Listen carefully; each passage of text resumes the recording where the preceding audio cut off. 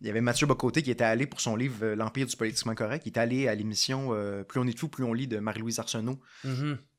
Et Judith Lucier était allé pour son livre On peut plus rien dire. Donc, 2 livres qui abordaient le politiquement correct, la liberté d'expression, tout ça. Ah ouais. Puis 2 idéologies différentes. Exactement, puis le traitement l'opposé. est totalement différent. Là, Ouais. Marie-Louise Arsenault est d'accord avec tout ce que Judith Lucier dit.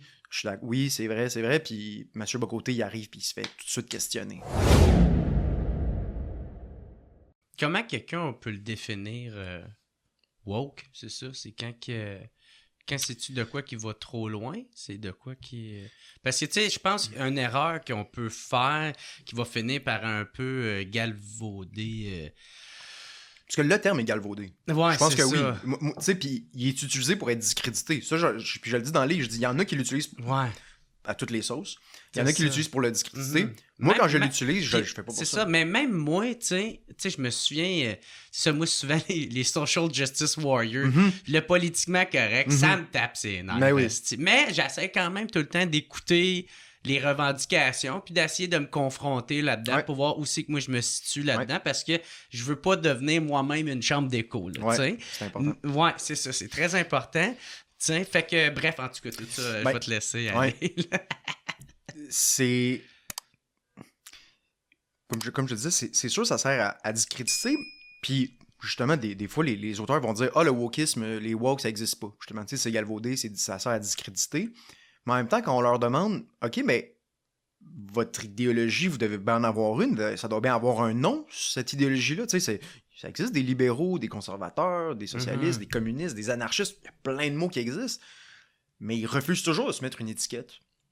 Ou ils vont juste dire « Ah, progressiste », c'est quelque chose de vraiment minimal.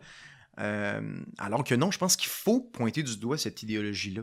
Mettre un mot dessus.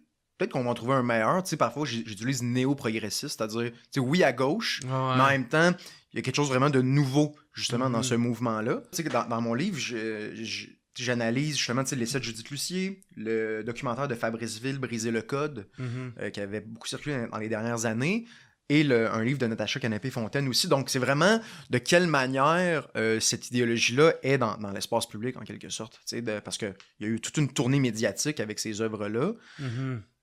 Puis il y a eu des accueils. C'est ça qui m'a frappé aussi. Toutes ces œuvres-là ont reçu des accueils unanimes. C'était génial. On disait que c'était des œuvres qui étaient pédagogiques. Vraiment, ils n'ont jamais été remis en question à Radio-Canada, Le Devoir, La Presse. Donc, c'est une des raisons aussi pourquoi j'ai fait ce livre-là, parce que, je veux dire, ça n'a aucun sens qu'on prenne pour argent comptant les idées qui sont présentées dans ces livres-là. Tu sais, puis je peux donner un exemple. Moi, ce qui est même choquant, à un certain moment, Judith Lucier a dit, elle parle justement, elle, des Social Justice Warriors, parce que c'est un livre qui date de 2019, les SJW, comme on dit, puis les woke, on est quand même dans la même idéologie. Elle va dire, la raison pourquoi ça nous choque, c'est pas... une des raisons pourquoi ça nous choque, c'est que des fois, ils se trompent de cible.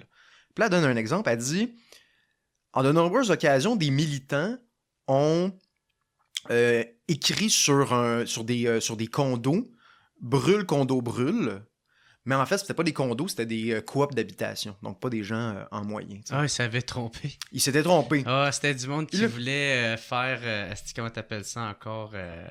Quand il y a un quartier qui prend de la valeur, là, c'était ça. De l'embourgeoisement, ouais, de la gentrification. Gentrification. Ouais, exactement.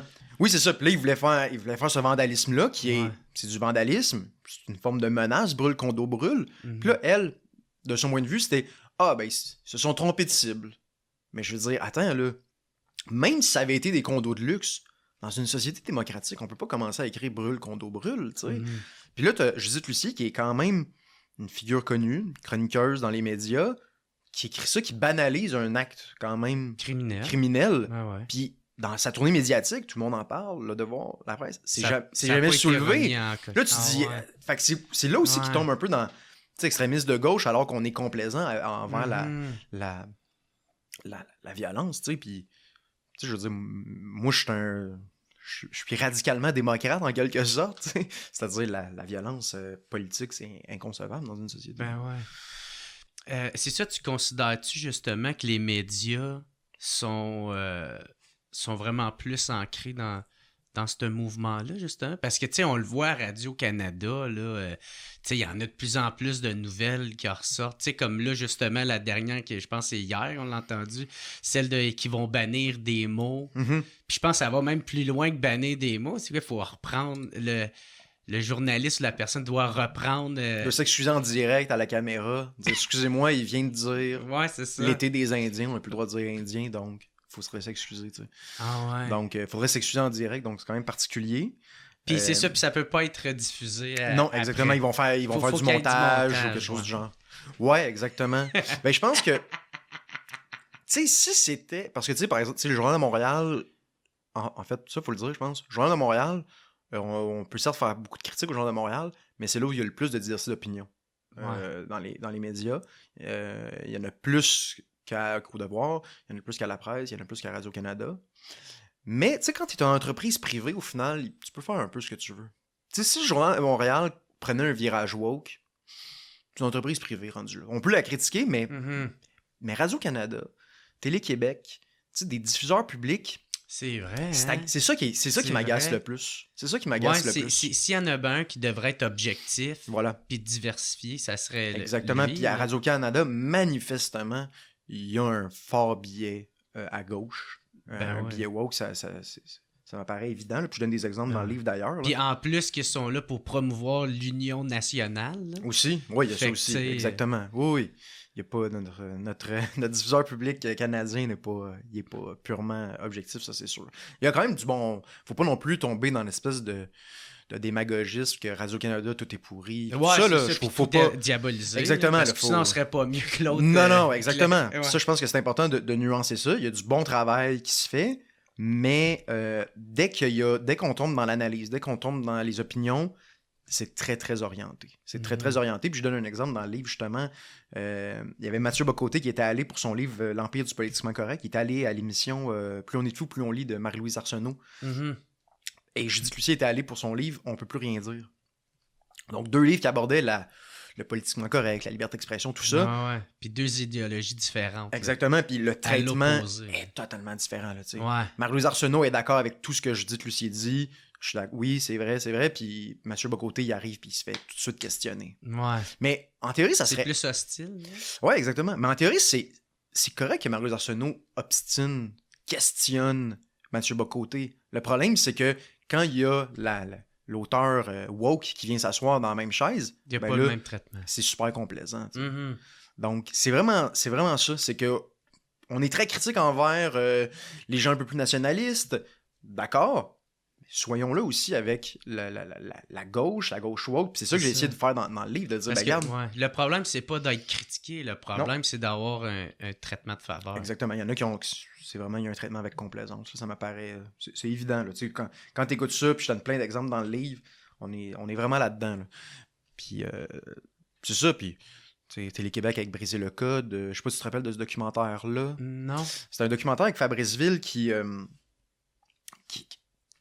voulait mettre de l'avant que les minorités au Québec ont un code à suivre au Québec. Mhm. C'est-à-dire qu'il y a des normes sociales par les Français.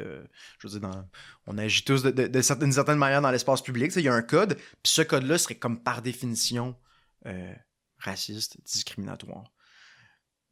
Et là, on avait Télé-Québec pendant le confinement OK, on reçoit Fabrice Ville aujourd'hui, montrez ça aux élèves. Tu sais, Télé-Québec avait fait une espèce de. C'était quoi? C'était lait suppléant, quelque chose comme ça. Puis c'était comme des capsules à destination des élèves pendant qu'ils sont en confinement pour suivre ça. Et là, soudainement, c'est ça, Fabrice Ville, qui est un chroniqueur, il a droit à ses opinions, là. Mais tu sais qu'on le présente comme, lui, c'est pédagogique ce qu'il va présenter. Le Québec, son code, sa culture serait fondamentalement discriminatoire. Ouais. Pourquoi c'est dans les écoles? Là? C'est vraiment agaçant, tout ça. Donc, justement, toujours complaisance.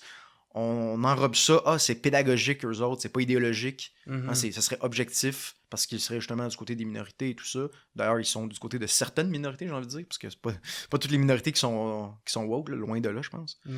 Il y a justement, tu sais, ça me fait penser qu'il y a justement un chapitre dans ton livre que tu parles que le wokisme, c'est comme tu as fait une analyse justement comme quoi c'est une idéologie qui est dominante. Ouais. C'est ça, c'est quoi tu voulais dire? Ouais, ben, parce que justement, je reviens à Judith Lucier, c'est comme un peu la matrice de mon... tu sais, je pars de ses idées, parce que je pense qu'elle est quand même très généreuse dans ses idées. Ouais. Tu sais, elle dit ce qu'elle pense, puis elle les explique. Donc ça, je pense que c'est très positif pour le discours public, parce qu'il n'y a pas... Tu sais, elle est transparente d'une certaine manière. Puis aussi, ça doit représenter aussi cette idéologie-là. Oui, exactement. Exactement. Et c'est ça le but de son livre. C'est pour ça qu'on disait que c'était comme pédagogique, parce qu'elle représentait cette idéologie-là. Donc, de ce point de vue-là, je pense qu'elle a fait un bon travail aussi. Mais ça, ce qu'elle va dire, c'est la pensée dominante, c'est ce que tient pour acquis la majorité des gens.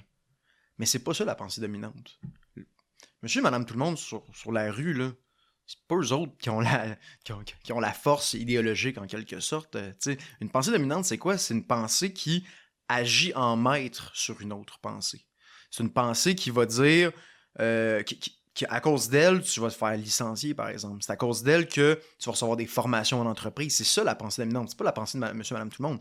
Ce que je montre dans le livre, à l'aide de quelques exemples, c'est que justement, cette pensée-là est dans les institutions.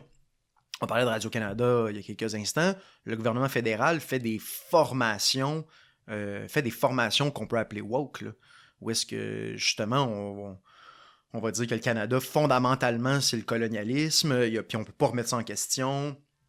Puis là, on va tout reprendre le vocabulaire, privilège blanc, racisme systémique, etc., etc., là. Fragilité blanche, il y en a des dizaines de vocabulaire woke, là, dizaines de mots de vocabulaire dans le lexique woke. Donc, c'est pour ça, c'est dans les institutions, dans les hautes sphères de pouvoir, je pense que le wokisme est présent. Chez Google, c'est présent. Chez Nike, chez Coca-Cola, c'est partout présent. Mais par exemple, dans le commun des mortels, je pense pas qu'ils adhèrent à cette idéologie-là qui n'est pas toujours faux. Mais quand on commence à... Parce que justement, c'est une idéologie politique. Puis quand on commence à faire des formations qui sont politiques en entreprise, c'est là que ça devient... T'es pas supposé de former les gens sur leur idéologie politique. Justement, il y a une pluralité qui est possible, il y a une différente manière d'entrevoir comment on gère ça, la diversité, comment on gère ça, la liberté d'expression, comment on gère ça, le sexisme. Mais il faut que ça soit objectif, là, tu sais, aussi. Là, exactement, exactement. Puis on peut pas éduquer des adultes. Un adulte, à un certain moment, c'est un citoyen. Tu sais, la politique, c'est l'endroit où c'est des égaux. Tout le monde est égal en politique. C'est tous des citoyens. Mais là, quand on commence à éduquer, attends, moi, je suis l'éducateur, toi, tu dois être éduqué parce que tu connais pas comment ça marche. Ouais. Écoute, ferme ta gueule puis écoute-moi. C'est pas de même que ça marche. C'est pas de même que ça marche. Le monde sont pas très réceptifs. Ben, évidemment. Imagine recevoir une formation comme ça où on te dit d'emblée, tu sais quoi, Jared, t'es raciste, puis je vais t'expliquer ce que tu dois faire maintenant. Est-ce que tu penses que tu vas être d'emblée... Ah ouais, je vais t'écouter. Non, tu sais, c'est comme une manière... Ben moi, j'ai un tempérament qui est... Tu sais, mais c'est sûr, dans ma tête, je fais comme, bon, ben, tu viens de te tirer dans le pied, mais parce que je suis quand même quelqu'un de très curieux, je vais quand même prendre le temps d'écouter pour voir qu'est-ce qu'il y a à dire. Parce que Chris, il y a peut-être des affaires que je sais pas. Là. Chris, tu sais, C'était qui? Je pense que c'était Socrate, je pense, qui disait, genre, il y a une affaire que je sais, c'est que je sais rien, tu sais, ou un enfant de même. Puis je trouve ça, c'est une belle façon de penser, tu sais, parce que quand tu penses que tu sais tout, ben c'est là que t'as rien compris. T'as tout le temps de quoi apprendre. Fait que... Mais, c'est intéressant que tu dises ça, parce que justement, tu sais, le wokisme va se mettre à l'opposé de cette idée-là, c'est-à-dire que tout doit passer en quelque sorte par l'éducation, justement. Il faut éduquer les gens. S'ils sont pas d'accord avec moi, c'est parce qu'ils sont pas assez éduqués. Il n'y a pas d'opposition légitime. Puis ça, Judith Lucier, elle dit... faut que j'arrête de parler de Judith Lucier quand même. Mais, tu sais, c'est-à-dire qu'il n'y a pas d'opposant légitime. L'opposant, c'est quelqu'un, soit une mauvaise personne, ou soit quelqu'un qui n'est pas assez éduqué. Donc souvent, on entend ça, il faut éduquer la population. Dans la tête de la personne. Exactement. Ouais. Puis là, tu te dis, attends, mais là, il y a des véritables débats à avoir aussi. Puis, est-ce qu'il y en a qui leur manque des informations pour comprendre des enjeux? Oui, aucun problème. On est tous prêts à le reconnaître. Mais de vouloir régler tout débat autour de dire, c'est parce que lui, il n'est pas assez éduqué. Ouais. Si je l'éduque, là, il va comprendre. Puis il va être d'accord avec moi. C'est-tu là, dans le fond, ça retrouve à être la faille de ce mouvement-là? Ouais, je pense que oui. Puis c'est là que les gens décrochent. C'est là que les gens décrochent. Parce que, tu sais, je pense que quand même une bonne partie de la population est quand même sensible aux inégalités, aux discriminations. Tu sais, au Québec, on a quand même un appareil social assez fort avec les impôts, le système d'éducation. Tu sais, on a quand même certaines tendances un peu plus à gauche, tu sais, sur le plan social. Mais, tu sais, quand tu vois des personnes se mettre sur la place publique, puis moi, je sais comment ça marche, écoute-moi, avoir un ton très... tout ça est dans le ton aussi, tu sais, très arrogant, très au-dessus de ses affaires. Moralisateur. Ouais. Justement, le dialogue n'est pas possible. Puis ça, d'ailleurs, le dialogue, dans mon livre, j'en parle beaucoup parce que c'est une idéologie, justement, qui va se draper de cette idée-là de dialogue. Qui va dire, nous, tout ce qu'on veut, c'est un dialogue. On veut parler de sexisme, on veut parler de racisme, on veut parler de ça. Puis ce qu'on se rend compte, c'est que non, ils ne veulent pas parler. Parce que justement, ils vont parler de... Ça va être soit dans mon camp ou soit t'es l'adversaire. Exactement. Mais ça, c'est pas un dialogue. Un dialogue, c'est... Il n'y a pas d'échange. Tu m'en donnes, puis je t'en donne, puis il y a une forme de compromis qui est possible. C'est ça la démocratie. La démocratie, c'est le compromis. Ouais. Si vous avez aimé cet extrait de podcast-là, je vous encourage tout le monde à aller acheter le livre La pensée woke de David Santa Rosa, disponible dans toutes les librairies. Yeah!